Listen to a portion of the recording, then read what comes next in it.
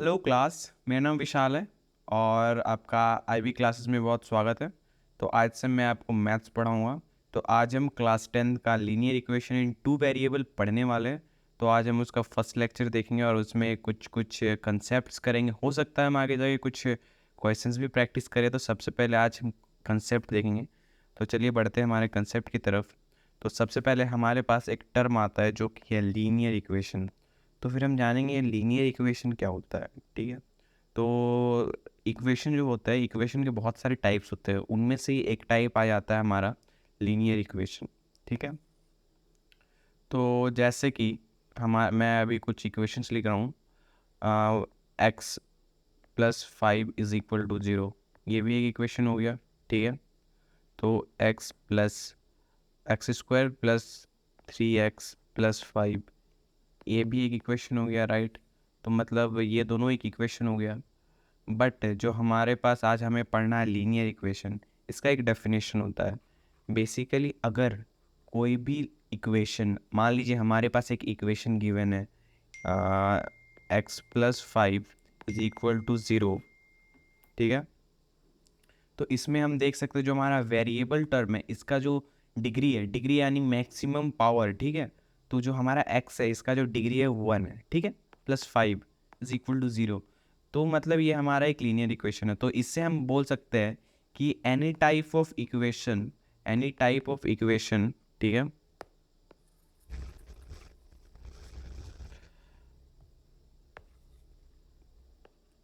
Any type of equation and which have degree on its variable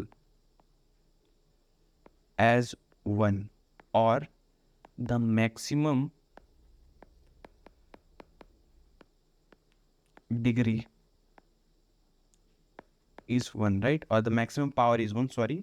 तो वो सारे types हमारे हो जाएंगे लीनियर इक्वेशन का। और हमें पढ़ना है क्या, linear equation in two variable. मतलब साफ हमें पता चल रहा है कि हमें लीनियर इक्वेशन ही पढ़ना है, बट दो वेरिएबल गिवन रहेंगे। ठीक है। तो फिर तो दो वेरिएबल का हम एग्जांपल्स ले लेते हैं। जैसे कि हमारा यहाँ खुद एक एग्जांपल दिया हुआ है, एक्स प्लस वाई बराबर 5। ठीक है। या फिर हम लिख सकते हैं ए प्लस बी बराबर 5, या फिर हम लिख सकते हैं एम प्लस एन बराबर 5, या फिर कुछ भी लिख सकते हैं। बेसिकली कुछ भी, दो वेरिएबल्स और एक कांस्टेंट। ठीक है।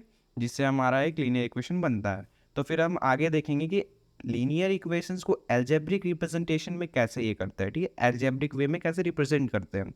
तो फिर अभी हम देखते हैं, जैसे कि, और हमें एक चीज़ जानना जरूरी है कि किसी लीनियर इक्वेशन से हमें एक्स और वाई का वैल्यू निकालने के लिए ये बहुत ज़रूरी है कि कम से कम दो लीनियर इक्वेशंस गिवन हो। ठीक है। कम से कम दो लीनियर इक्वेशंस, और हम उसको कह सकते हैं a pair of linear equation. ठीक है। तो हम देखेंगे सबसे पहले उनका जनरल टर्म क्या होता है। ठीक है। तो फर्स्ट इक्वेशन का जनरल टर्म हमारे पास है a1x plus b1y plus c1 बराबर 0। ठीक है। और दूसरा इक्वेशन हमारे पास है a2x plus b2y plus c2 बराबर 0। मतलब बेसिकली हमारे को दो इक्वेशन गिवन होना जरूरी है। ठीक है। तो फिर यहाँ पे a1, b1 और c1 एक कांस्टेंट टर्म है, तो हम इसका एक एग्जांपल ले लेते हैं। ठीक है।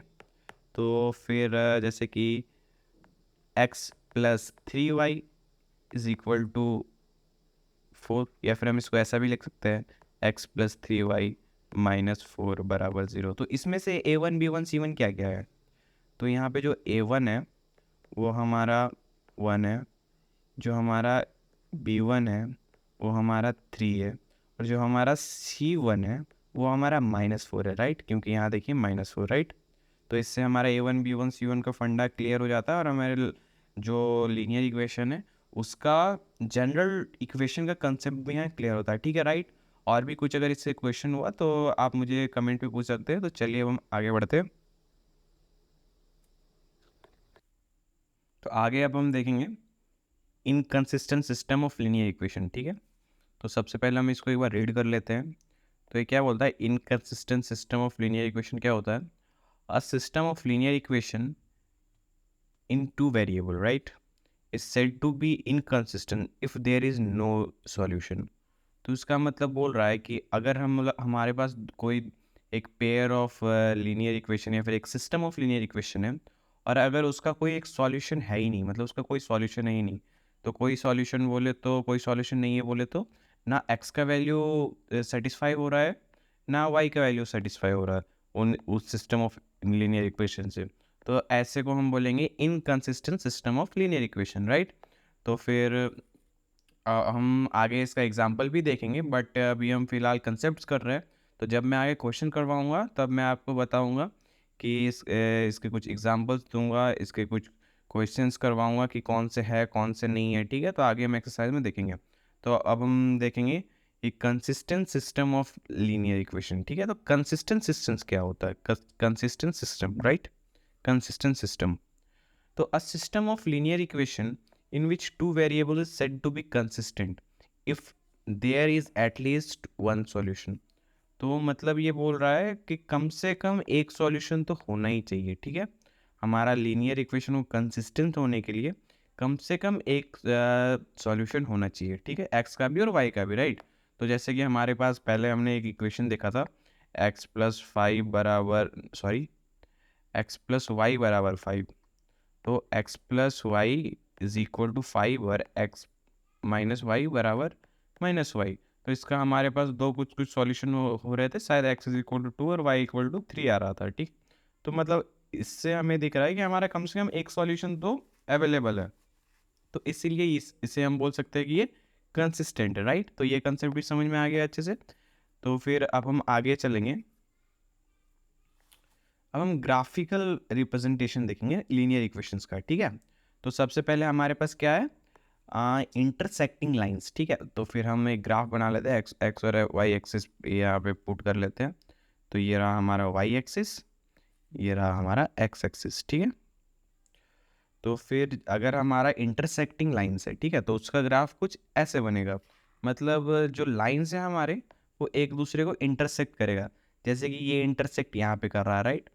तो अगर मान लीजिए हमारे पास कोई एक जनरल इक्वेशन है, एक इक्वेशन दिया हुआ है, तो a1x plus b1y plus c1 बराबर 0, ठीक है। ये पहला इक्वेशन और दूसरा इक्वेशन है a2x plus b2y plus c2 बराबर 0, ठीक है। तो मतलब हमें दो इक्वेशन यहाँ गिवन है, ठीक है, और ये दोनों में अगर हमारा सेम या फिर अगर ये इंटरसेक्टिंग है, तो इसका मतलब उसका एक हमारा क्या बोलते हैं उसको, कंडीशन होगा, एक कंडीशन होगा इंटरसेक्टिंग के लिए दो लाइंस का, ठीक है। तो हम देखते हैं वो कंडीशन है क्या, ठीक है। तो फिर कंडीशन फॉर इंटरसेक्टिंग लाइंस, ठीक है।